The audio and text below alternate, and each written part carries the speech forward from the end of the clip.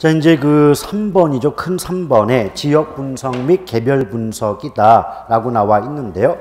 일단 지역 분석, 개별 분석은 이런 개념이라고 보시면 됩니다. 자, 예를 들면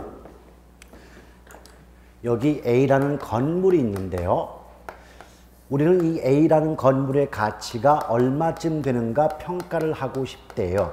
이럴 때 A라는 건물은 바로 감정평가의 대상이 된다는 관점에서 감정평가의 대상 부동산이다 라고 말씀드릴 수가 있죠.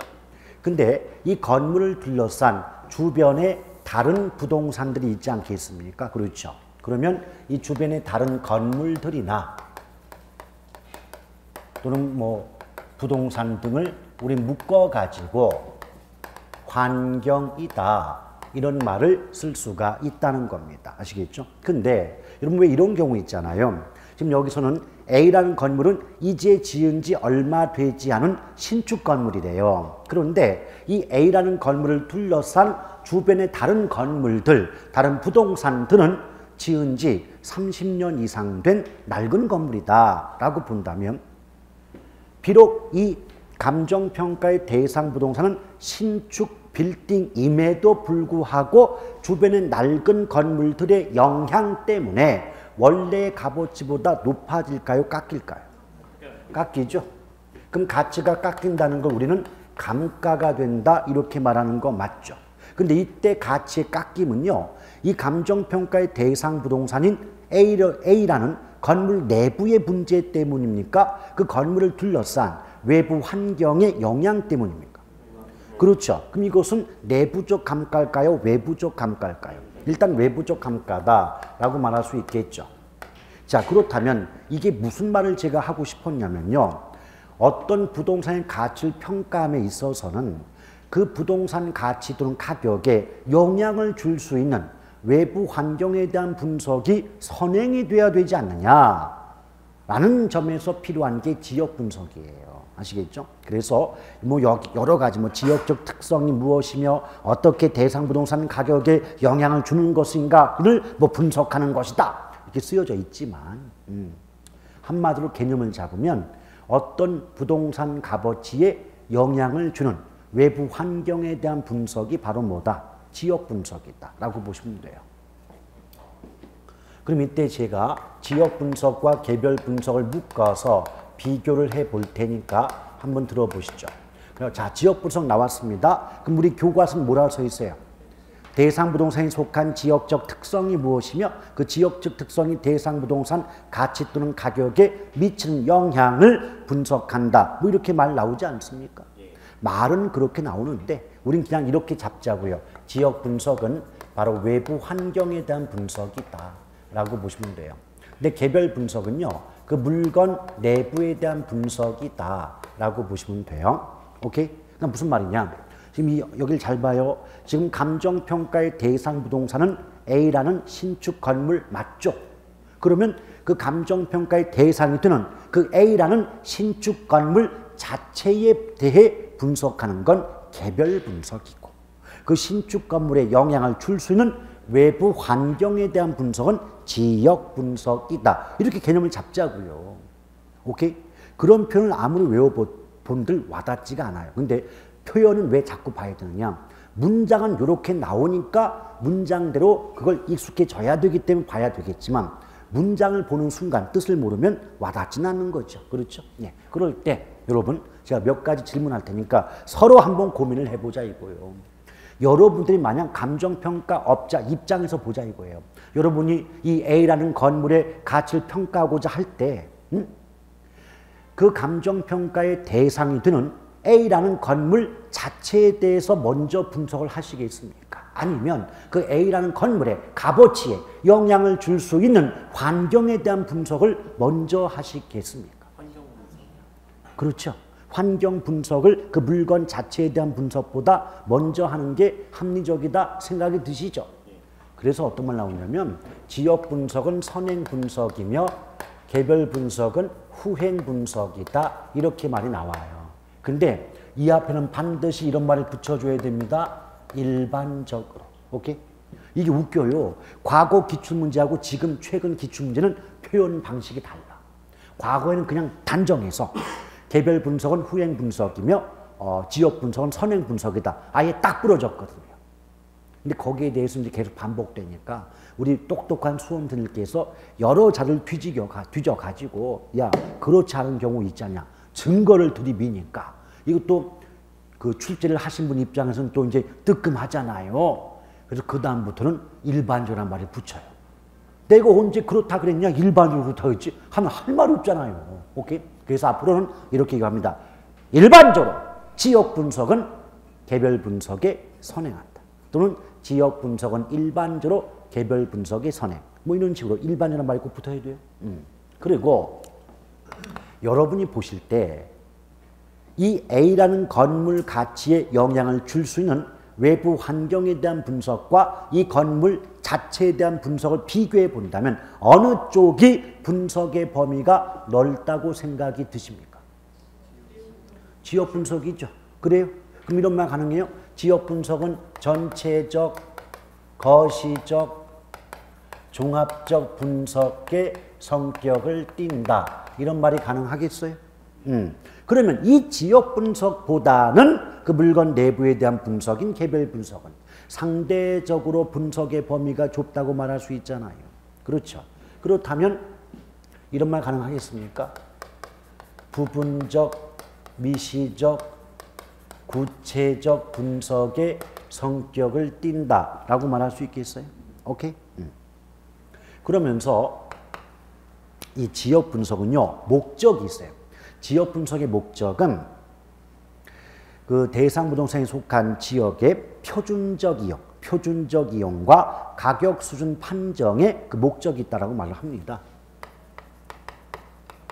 자, 표준적 이용과 가격 수준의 판정에 목적이 있다라고 하고요. 이걸 바탕으로 이루어지는 개별 분석의 목적은 그 대상 부동산의 최유효 이용 및 구체적 가격 파악에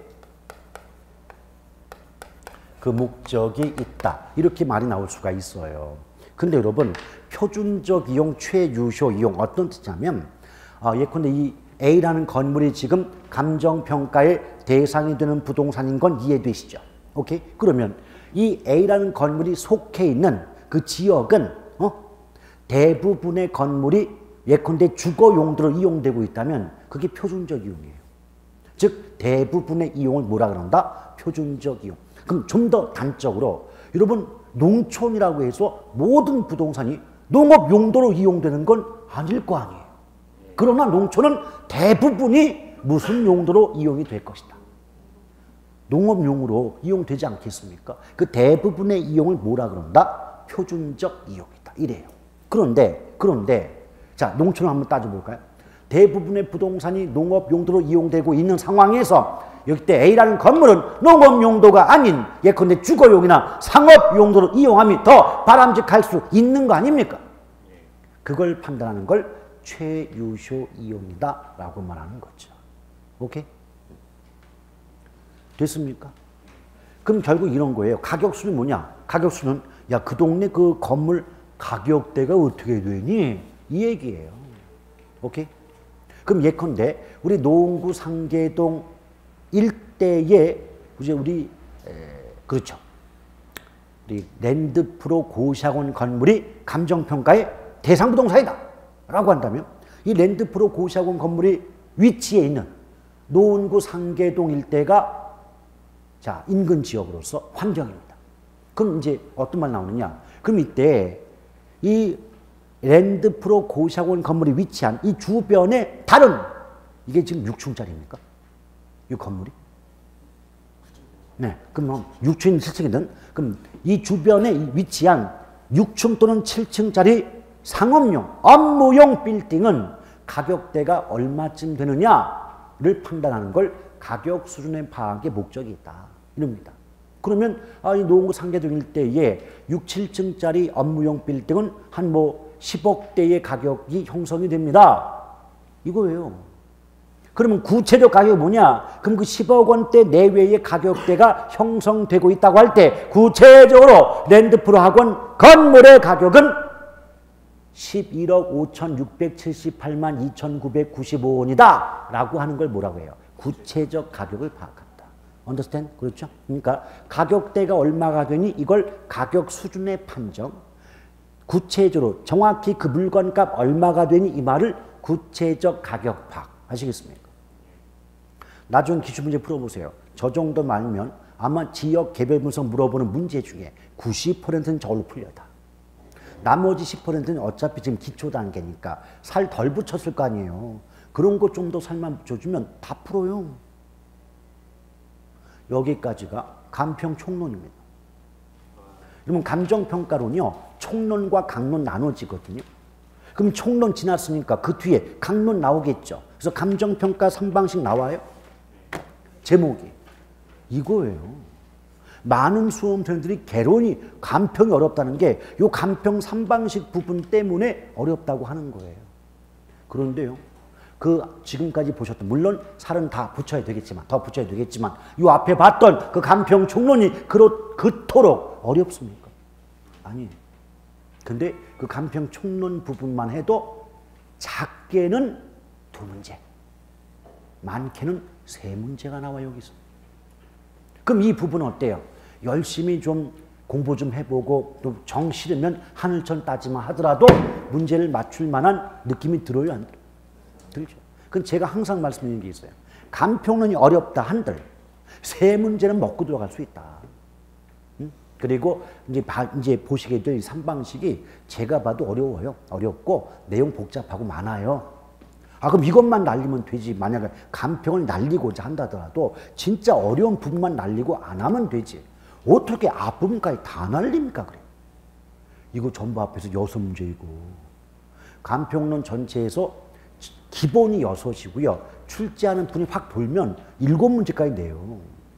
아니 그럼 40문제 중에 6문제 이렇게 적은 겁니까? 아니잖아요. 15%인가요? 40문제 중에 6문제면? 그렇죠. 어쨌든 몇 퍼센트 가네. 결코 적은 비중 아니지 않습니까? 하라고요. 그러니까 저는 그래요. 이제 3방식을 설명하긴 해요. 저는.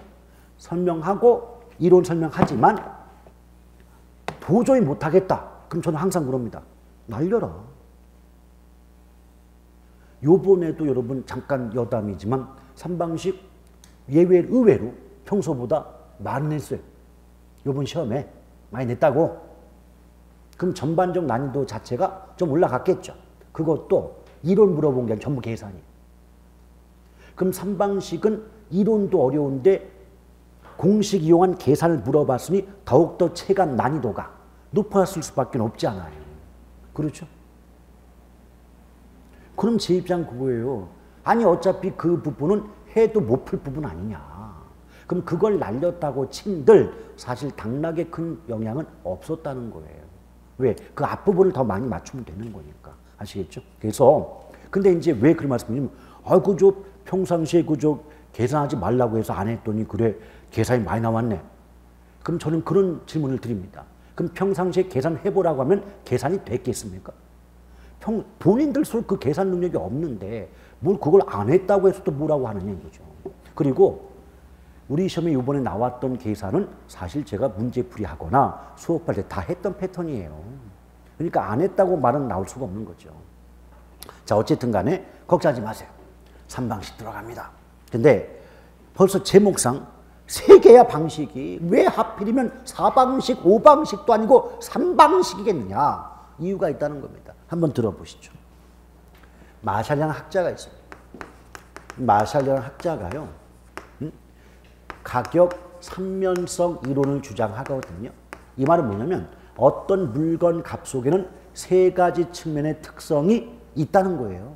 그 3가지 측면 특성이 뭐냐? 바로 수익성, 비용성, 시장성의 특성을 가지고 있더라는 거예요.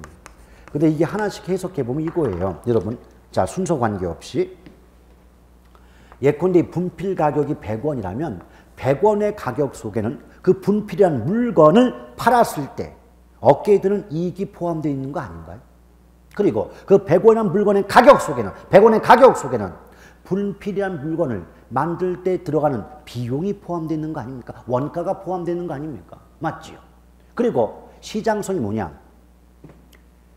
마샬이 말하길 시장성은 어떤 물건의 가격은 시장에서 다른 물건의 가격과 비교하여 결정이 되는 거 아니냐.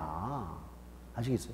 그런 점에서 시장성이라는 세 가지 특성을 가지고 있다는 거예요. 마샬이 주장했던 이 가격 3년성의 바탕을 두고 감정평가 3방식이 성립이 돼요. 그래서 수익성의 바탕을 둔 방식을 수익방식, 비용성의 바탕을 둔 방식을 원가방식, 그리고 시장성의 바탕을 둔 방식을 비교방식이다. 이렇게 말하고 있다는 거죠. 쓸 거 없어. 옆에 다 나와요. 오케이? 그러면 지금 우리 교과서를 보면은 이제 가로 1번 원가 방식, 가로 2번 비교 방식, 가로 3번 수익 방식 써놓고 또 그 내용에 보면은 뭐 원가법, 적산법, 거래 사례 비교법, 임대 사례 비교법, 수익 환원법, 수익 분석법 제목 다 있죠. 근데 그렇게 열심히 읽었더니 불사 113쪽 아래에 참고에 다 나오네. 오케이? 그러면은 그 표에서 맨 왼쪽을 보세요. 각각 비용성, 시장성, 수익성, 삼면성 안 나와요? 그러니까 비용성의 바탕을 둔 방식이 원가 방식, 시장성의 바탕을 둔 것이 비교 방식, 또 수익성의 바탕을 둔 것이 수익 방식 안 나와요?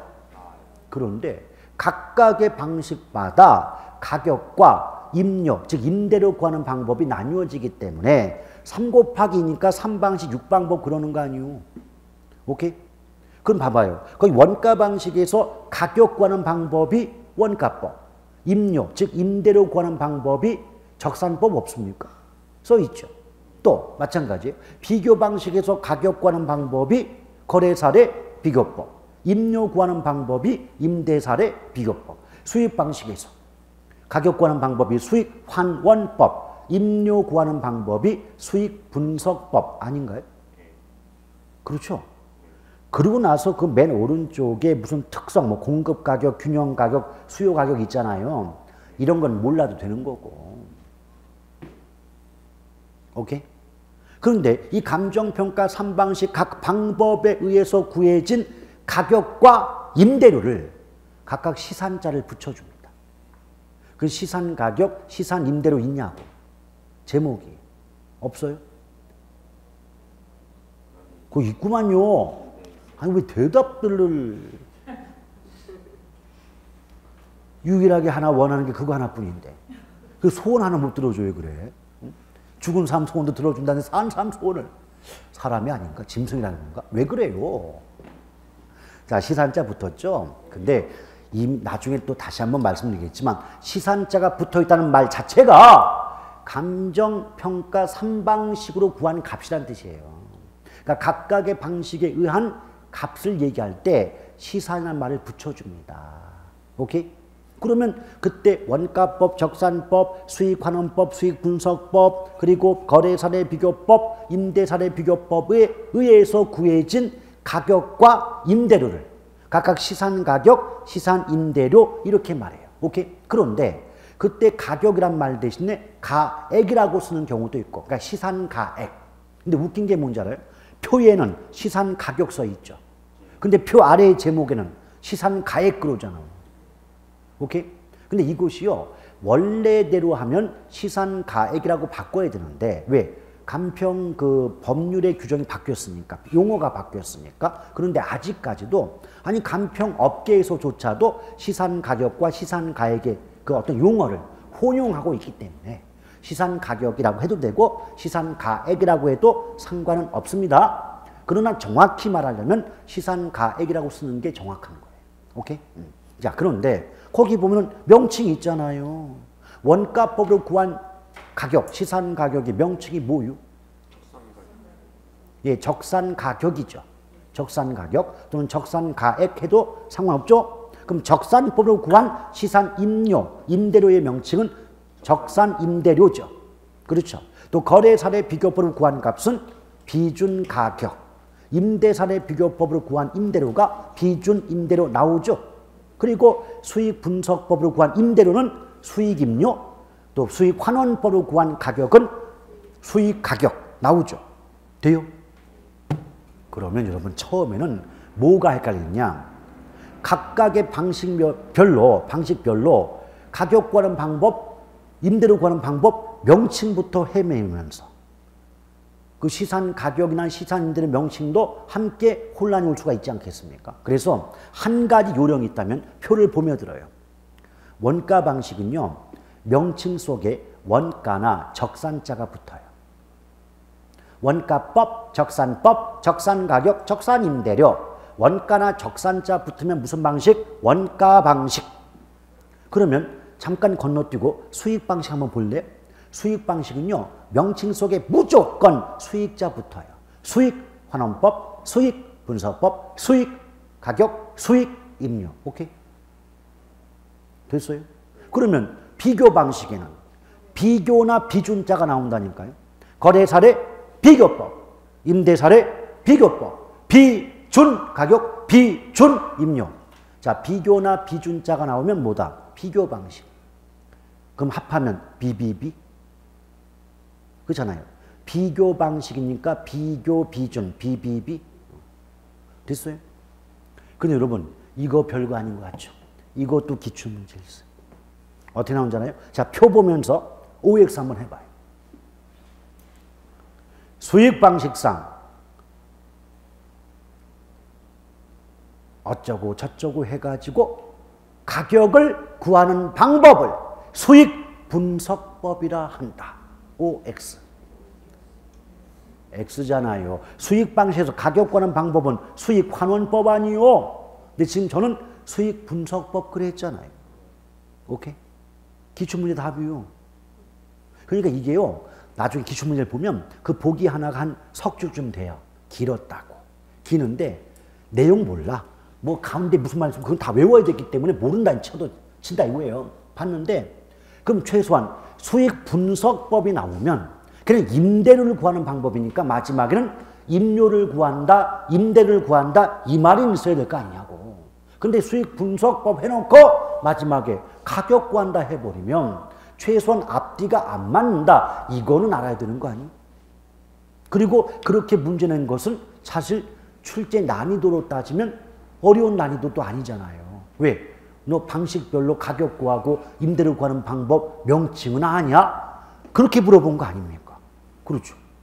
근데 최근에 출제 패턴은 요번 그 작년 같은 거 있지. 작년 같은 경우 출제위원이 갑자기, 그러니까 출제위원이 계속 이제 이렇게 유지가 되다가 바뀌는 해란 말이에요. 바뀌니까 기존의 패턴과 좀 다른 걸 하려고 이상한 패턴을 집어넣었을 뿐이지, 최근에 출제 패턴은 요 간평 3방식도요, 무슨 뭐 공식을 이용한 계산 이런 거나 좀 복잡하고 어려운 이론을 물어보는 게 아니고 각 방식별로 뭐 생소한 용어들이 있을 거 아니에요. 그럼 새롭게 나오는 그 용어, 단어의 말뜻은 좀 알고 있냐? 라고 물어보는 게 최근의 패턴이에요, 사실은. 근데 그 패턴을 잠깐 건너뛴 게 작년에 출제 어떤 위원들의 행태였을 뿐이지 사실은 지금은 말뜻 물어봐요. 과거하고는 달라요. 왜 그러냐면 출제위원들도 아는 거예요. 우리가 비록 공인 중에서 개론 과목에 감정평가론이 있다 할지라도 우리가 감정평가사 되는 사람이 아니잖아요. 그럼 복잡하고 깊숙한 이론을 물어봐서 뭐 할 건데 도대체. 또 그리고 여기 이제 현업에 계신 분도 계시겠지만 현업에 가보세요. 감정평가 업무는 감정평가사에게 맡겨요. 오케이? 근데 우리가 왜 이걸 배우느냐. 그 평가 업무 자체는 감평사가 하는데 이 감평하고 나서 보고서를 만들어가지고 우리 중개사무소에 주거든요. 그러면 이제 뭐 사진도 있고 여러 가지 용어들이 있지 않습니까? 그럼 소비자분께서 이게 읽다가 우리도 모르는 게 맞는데 그 소비자는 워낙 또 모를 거 아니에요. 고객분들은 중개사는 여기 제조달 원가라고 있는데 나중에 배울 거예요. 이게 무슨 뜻입니까? 또 뭐 원가 방식이란 말인데 그 뭐예요? 물어볼 수 있잖아요. 그럼 우리 중개사 분들이 그거는 뭐 예쁘게는 말을 못해도 대충 이런 뜻입니다 라고 설명을 해줄 만큼의 소양은 있어야 되지 않느냐. 그런 관점에서 우리 내는 게 중개사의 감평론이거든요. 그러니까 어려운 말을, 어려운 깊숙한 이론을 왜 내느냐. 여기에 대한 반성을 통해서 최근의 문제 패턴은 말뜻 정도만 알면 푸는 문제가 나오는 거예요. 작년만 헷갈아 돈 거죠, 이제. 오케이? 그러니까 결국 뭐예요? 아무래도 장료는 민법은 좀 쉽게 낸 반면에 개론은 1차는 개론을 타켓으로 잡고 웬만하면 우리 수험생은 다 알아서 맞추거든요. 그러니까 그분 입장에선 좀 새로운 패턴을 추구한 거고 우리 입장에선 좀 지저분한 거죠. 깔끔하지 못하고. 그래 원래 문제 지저분하면 진짜 열받는다니까. 아시겠죠? 그러니까 두려워하지 마세요. 두려워하지 말자. 자, 그러면 그 이번에 시산가액 조정 나와요. 근데 이게 뭐냐면 아니 우리 조금 전에 표에서 각각의 방식에 의해서 구해진 값을 시산 가격 그랬잖아요. 근데 여러분 이걸 조정한다는 건 감정평가 3방식으로 구한 값이 저마다 같다 다르다. 다르기 때문에 조정하는 거 이게. 같으면 조정할 이유가 없는 거 아니에요. 오케이? 이것도 이유가 있는데 그 이유는 제가 나중에 설명합니다. 아시겠죠? 그러니까 일단 제목 자체만 보자. 감평 3방식으로 구한 값이 차이가 나면 그것을 합리적으로 조정하고 그리고 차이를 줄여서 최종적으로 그 물건의 가격이 얼마가 되는지를 평가해야 되지 않느냐. 그런 작업을 뭐라고 한다? 시산가액의 조정이다. 이렇게 말해요. 그 다음에 뒷장을 넘겨보시면 이제 원가 방식이 나오는데 어차피 원가란 말이 비용이니까 비용 접근법 이렇게 가로 속에 있는 거 아니겠습니까? 그렇죠. 그런데요. 거기에 보면 이 원가법의 뜻 그래가지고 근데 이거 알아야 돼요. 우리 기초서에 나와 있는 각 방법의 개념, 의, 말뜻 그건 출제자가 임의로 바꾸는 게 아니에요. 이 말뜻 하나하나가 감평 규칙의 다 법률 규정이에요 이게. 아시겠어요? 그러니까 감평 규칙에서 원가법은 이런 뜻이다라고 정해놓은 거 이게 법의 규정이라고. 그러니까 있는 그대로 기억해야 된다고 이게. 아시겠습니까? 오케이? 그럼 얘는 뭐예요? 원가법이란 대상 물건의 제조달 원가의 감가 수정을 하여 대상 물건의 가액을 산정하는 감정평가 방법을 말한다라고 쓰여져 있냐고요. 그 제가 하는 말이 아니라니까요. 그런데요. 말 속에 배울 내용이 다 있는 거예요. 일단 뭔지 모르지만 제조달 원가란 말 있어요. 또 뭔진 모르지만 감가 수정한 말 나와요. 있어요 없어요? 그렇죠? 그래서 우리가 원가법에서 배울 두 가지 내용이 바로 제조달 원가와 감가 수정이요. 일단 제목 한번 볼래요? 여러분 가로 2번의 제목이 뭐예요? 제조달 원가죠. 오른쪽 가로 3번의 제목이 뭐예요? 감가 수정이죠. 넘겨봐요. 그 다음에 곧바로 비교 방식 아니요? 다른 거 있냐고. 아니 다른 제목들이 있냐고 지금. 없죠. 이거 무엇을 여러분에게 보여드리고 싶은 거냐. 아니 분명히 원가법의 뜻 속에 제조달 원가의 감가 수정한다는 말 있잖아요. 그러니까 제조달 원가와 감가 수정 두 가지 배우면 원가법 심하이 됐어. 이 구조를 보여드리고 싶은 거예요. 오케이? 그러니까 제가 항상 강조하죠. 이런 말이 왜 나올 수밖에 없고 이걸 왜 배워야 되느냐. 이걸 알고 들어가는 것과 그냥 무대포로 배워야 된다. 하늘천 따지 해야지. 이건 하늘과 땅이라고. 왜 배울 수밖에 없다? 그래. 원가법의 의의 속에 제조달 원가, 감가 수정 들어가 있으니까 그 두 가지 배울 수밖에 없지 않냐 이 말이에요. Understand? 그렇고. 자 그런데 여기서 제조달 원가가 뭐냐? 이것도 이제 특징적인 표현이 있어요. 어떤 대상 물건 감정평가의 대상이 되는 물건이 있지 않느냐. 그럼 감정평가의 대상 부동산을 기준 시점 현재 신축 상태로 재현하는데 소요되는 들어가는 적정 원가의 총액을 제조달 원가를 한다라고 쓰여져 있냐고요. 가로 2번에 없습니까? 거기 대상 물건을 기준 시점 현재 재생산 또는 재취득하는 경우에 적정 원가의 총액 이랬잖아요.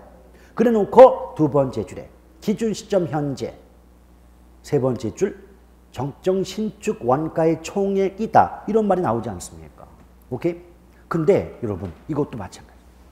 제조달 원가는 출제하는 분야에 따라서 조금씩 표현이 다르기 때문에 외우지 마세요. 외우지 마시고 그냥 어떤 물건이 있으면 아니 제조달이 뭐 그렇죠. 다시 만든다. 다시 만들 때 들어가는 적정한 원가의 총액이 뭐다. 제조다, 원가다. 요 정도 알아두시는데 정작 중요한 건 거기 잘 읽어보시면 무슨 시점? 응? 현재. 그 국어 안 됩니까 지금? 아니 좀 제조다 원가 의의 보면 대상 물건을 무슨 시점 현재 그랬냐니까? 기준 시점. 아시겠어요? 기준 시점. 제가 이걸 왜 강조하느냐? 그 말만 들어가야 돼. 제조다 원가는 기준 시점의 말만 들어가야 된다고. 만약에 신축 시점, 준공 시점, 거래 시점 요따구 말 들어가면 읽기 중단 무조건 틀린다는 거. 아시겠죠? 제조다 원가는 무조건 기준 시점 현재 그 물건을 다시 만들 때 들어가는 비용의 의미가 되는 거예요. 근데 여러분 여긴 지금 나와 있지 않지만 한 말씀만 드릴게요. 기준 시점은 감정평가의 기준이 되는 날짜예요. 그러니까 여기 이제 A라는 주택이 있다. 그럼 A라는 주택의 기준 시점이 예를 든다면 2017년 12월 25일이다. 라고 본다면 요게 기준 시점 맞죠? 이 말이 뜻이 뭐다? 이 A라는 주택의 이 물건의 감정평가는 기준이 되는 날짜를 뭐라고 한다? 기준 시점. 응? 근데 이런 말도 잘 나와요. 거래 시점란 말 잘 나오거든요. 그럼 거래 시점이 뭐냐? 실제 거래가 이루어진 날짜. 거래가 이루어진 날짜가 거래 시점이고 감정평가의 기준되는 날짜를 기준 시점이라 하는 거고 아니 이거 알고 보면 별말도 아니지 않냐고. 오케이? 근데 이 생소하니까 이게 힘들어. 생소하니까. 생소하니까 안 하게 돼요. 그럼 계속 안 하게 되면 계속 어렵겠죠. 그래놓고 맨날 간평이 어렵다. 싫다. 개론이 싫어. 안 해놓고 안 해서 싫은 거 이게 안 해서. 제가 그랬죠. 요 부분 다른 파트보다 안 쉬운 건 인정한다. 그러나 해볼만 하다. 여러분 능력이 그런 능력 아니에요. 이거 할 수 있다고. 왜 처음부터 그걸 포기를 해가지고 그 될 수 있는 분들이 몇 년 동안 고생을 하냐 이 말이에요. 아시겠죠? 할 수 있습니다. 그리고 나중에 하다가 정 안 되면 그때 가서 날려. 그때 가서. 뭘 벌써부터 날리려고 그래요. 아시겠죠? 예, 이거. 근데요. 저 같으면 이제 문장은 이렇게 나오니까 이렇게 기억하되 우리 시대로 얘기하면 이거예요. 자, 곰순이와 곰돌이가 있더래. 곰돌이가 곰순이한테 물어봐요. 야, 순아, 그 너희 집 지금 다시 만들려면 얼마 든대? 그랬더니 우리 아빠가 어제 말했는데 우리 집 지금 다시 만들려면 2억 든대. 이게 뭐야? 이게 제조달 원가라고 이게. 아시겠습니까? 오케이? 됐어요? 그런데 여러분 잠깐 이 시점에서 그 위에 공식이 하나 있을 겁니다. 쭉 위로 올라가시면 산식이 공식이에요. 그렇죠? 거기 보면 적산 가격은 제조달 원가 빼기 감가 수정 또는 누계액 이런 말이 있냐고. 근데 제가 굳이 쓰진 않을 테니까 그거 보시면 귀로 한번 들어봐. 그 뒤에 빼는 값 감가 누계액 수정액에서 일단 누계나 수정자 없다고 봐요. 그럼 감가액 아니요? 그럼 가치가 깎인 금액 아니요? 그러면 그 공식을 읽으면 이렇게 되는 거예요. 기준 시점 현재 대상 부동산, 감정평가의 대상 부동산을 다시 만들 때 들어가는 비용에서 지금까지 가치가 깎인 금액을 빼고 남은 값이 뭐다? 그게 적산 가격이요. 오케이? 자, 이렇게 한번 얘기해 볼게요. A라는 주택이 감정평가의 대상이 되는 부동산인데 이걸 기준 시점 현재 다시 만들려고 봤더니 1억이 든다. 오케이? 근데 그렇게 놓고 이 주택의 가치가 기준 시점 현재까지 깎인 금액을 구해봤더니 1,000만 원의 가치가 깎였다. 그럼 1억에서 1,000 빼면 현재 이 건물에 이 주택에 남아있는 값어치가 얼마쯤 된다. 그렇게 평가하는 게 원가 방식입니다. 아시겠어요? 공식 그렇게 나와 있으니까 뭔가 있어 보이죠? 아니에요. 아니 생각해봐요. 그래 이 물건 다시 만들 때 들어가는 비용에서 지금까지 값어치가 깎인 금액을 빼주면 남아있는 값어치가 얼마나 되는가를 알 수 있는 거 아니에요? 오케이? 그래서 이런 말이 나오는 거예요. 원가법은 현존 가치를 적정화하는 방법이다. 현존, 현재 존재하는, 현재 남아있는 값어치를 정확히 얼마냐? 라고 산정하는 방법이 원가법 아니니? 그런 말이 나오는 겁니다. 오케이? 그런데요. 하나 더 얘기를 해볼까요? 거기 공식을 보면 들어봐요. 자, 뒤에서 빼는 값이 감가액이죠. 액이죠. 근데 가치가 깎인 게 하나도 없더래. 0이더래. 그럼 그때 적산 가격은 얼마입니까? 만약 제조사 원가가 1억이라고 가정해 본다면 1억이죠. 1억이죠. 근데 만약 가치가 깎이는 금액이 단 10원만 있어도 그걸 1억에서 빼고 남은 적산 가격은 1억보다 작은 값일 수밖에 없겠죠. 그럼 이런 말 가능합니까? 적산 가격은 아무리 커봤자 제조달 원가보다 클 수 없다. 말 돼요? 그걸 좀 더 예쁘게 바꾸면 제조달 원가는 적산 가격의 상한선이다. 상한선. 그보다 클 수가 없지 않느냐? 맞아요, 틀려요. 그걸 뭘 외워? 공식에 다 있는 걸. 공식에 구조하면 그게 다 문장으로 나올 수 있는 얘기 아니에요. 근데 웃긴 게 뭔지 알아? 공식 따로 외우고 문장을 따로 외우네. 그거다가 다 까먹네. 아시겠어요? 제대로 공부를 좀 하시라 이 말이에요. 아시겠죠? 그러니까 여러분 이게 되면요. 제대로가 되면 여러분이 편해진다니까. 그렇잖아요. 그만큼 암기량도 줄어들고 금방 이해도 되고 말이죠. 그리고 그 시간 아껴가지고 뭐 민법도 할 수 있고 다른 과목 할 수도 있는 거 아니에요. 그러니까 제발 그대로 따라오시라. 됐습니까? 그런데 근데 쭉 이제 또 내려와가지고 제조다 원가 가로 1번 의의에서 동그라미 2번 봐봐요. 그러니까 무슨 말 나와요? 제조다 원가는 적산 가격의 상한선이다 나오죠. 오케이? 그 다음에 가로 2번 산정 기준. 근데 도급 방식 기준 나오죠. 자, 잠깐 주목. 이게 지금 여기 A라는 건물이 감정평가의 대상 부동산이다. 뭐 건물 그러면 약간 추상적이니까 주택으로 잡자 이거예요. 그러면 그 A라는 주택, 감정평가의 대상 부동산을 소유자가 직접 다시 만들 때는 자가건설 그래요. 근데 전문적인 뭐 건축업자에게 맡길 때 하청을 준다고 하잖아요. 그런 경우를 도급건설 그래요. 근데 제조다 원가에 산정할 때는 도급건설이 원칙이에요. 무슨 말이냐? 내가 직접 만들든 업자에게 맡기든 간에 관계없이 무조건 업자에게 맡길 때를 기준으로 제조달 원가를 구한다 이 말이에요. 오케이? 왜 그런 줄 알아요? 아니 우리 일반 부동산 소유자는 대부분의 경우 건축의 전문가가 아니지 않습니까? 그러면 아무리 꼼꼼하게 비용을 계산한다 할지라도 뭔가 놓치는 부분이 있겠지요. 그러나 전문업자들은, 건축업자들은 밥 먹고 하는 게 건축 아니에요. 그럼 그들에게 맡겨놓을 때를 기준으로 비용을 구하게 되면 비용 산정의 정확성이 높아지지 않느냐. 그래서 제조달 원가의 정확성과 전문성과 신뢰성을 높일 목적으로 내가 직접 만들든 업자에게 맡길 때인지 가리지 않고 전문적인 업자에게 맡길 때를 기준으로 제조달 원가를 구하는 게 원칙이지 않느냐. 그 원칙이 뭔가 잘못됐습니까? 얼마나 좋은 원칙이래. 오케이? 됐어요? 그래서 기출문제 지문 하나만 소개하고 잠깐 쉬죠.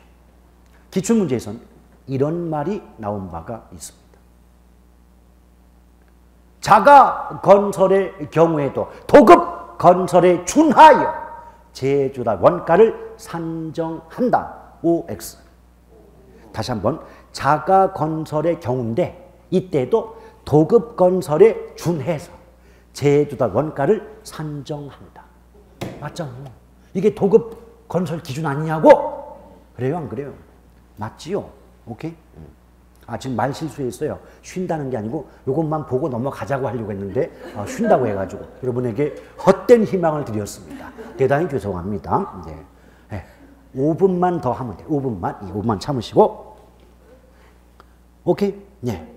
근데 이제 이렇게 놓고 보니까 맨 오른쪽에 맨 위를 봐봐요. 거기에 보면 제도라 원가 속에 표준적 건설비 플러스 통상적 부대 비용이란 말이 있죠. 뭐 도급이란 말은 꼭 끼어들 필요가 없어요. 그냥 왜? 원칙이 도급이니까. 그런데요. 여기서 뭘 물어보느냐? 그 표준적 건설비 있죠. 그 속에 직간접 공사비와 적정 이윤이 모두 포함된 값이 표준적 건설비입니다. 자, 그 앞에 표준적 건설비 있어요, 없어요? 있지요. 근데 이 속에 뭐가 들어가냐면 직접 간접 공사비와 수급인의 적정 이윤까지 포함되어 있는 값이 바로 뭐다? 표준적 건설비다. 근데 제가 여러분에게 얘기를 하고 싶은 건 건설비라고 하니까 마치 공사비만 포함되듯이 착각을 하지만 이 속에는 이윤까지 포함이 있다는 겁니다. 오케이? 근데 저 부분과 관련된 문제가 은근히 자주 나왔어요. 자, 제가 틀려도 좋으니까 문제 하나 날려볼게요. OX 한번 해봅시다. OX. 할 거예요, 말 거예요? 할 거죠? 대답 안 하면 삐져요. 자, 들어보세요. 표준적 건설비에는 직접 간접 공사비는 포함되나 수급인의 적정 이윤까지 포함되는 개념은 아니다. 정답 맞췄어. 이게 전부 기출문제 답이에요, 이게. 근데 웃긴 건 아니 그 문장을요 아니다 이거잖아요. 이윤 포함 안 된다. 세상에 이 문장을 그래 토시 하나 안 틀리고 3번을 내 그래. 어? 그런데도 틀려? 그래도 되지. 그래서 제가 여러분들이 힘드시면 제가 이럴 거예요. 나중에 문제 풀이쯤 가면 요 대목에선 요 말만 나온다. 요것만 함청 판다. 그것만 갖고 가도 60은 넘겠네 그래야.